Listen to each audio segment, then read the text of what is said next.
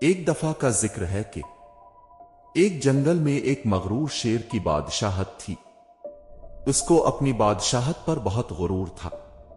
وہ جنگل میں موجود دیگر جانوروں پر ظلم و زیادتی کرتا اور ضرورت کے وقت کسی جانور کی مدد کرنے سے انکار کر دیتا، چونکہ اس کی بادشاہت تھی تو اس کا فرض تھا کہ وہ اپنی رعایا کا خیال رکھتا۔ لیکن افسوس، وہ ایک اچھا بادشاہ ثابت نہ ہو سکا۔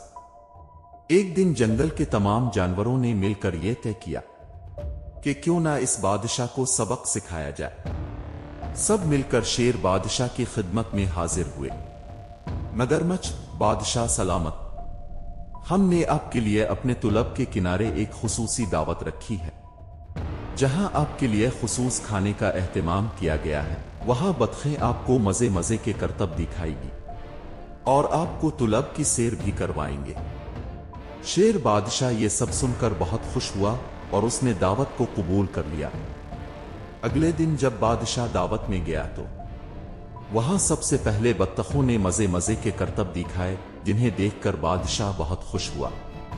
پھر مگرمچھ بولا: بادشاہ سلامت، آئیے ہم آپ کو تالاب کی سیر کرواتے ہیں۔ یہ سن کر شیر مگرمچھ کی پیٹھ پر سوار ہو گیا۔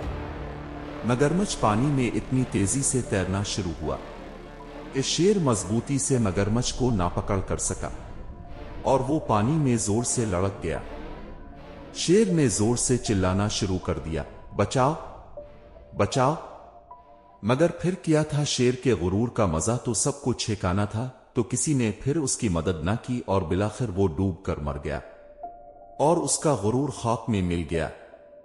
پیارے بچوں، ہمیں کبھی بھی غرور نہیں کرنا چاہیے، کیونکہ غرور کا انجام بہت برا ہوتا ہے، بلکہ ہمیں ہمیشہ ڈھیر ساری نعمتوں کے لیے شکر گزار ہونا چاہیے۔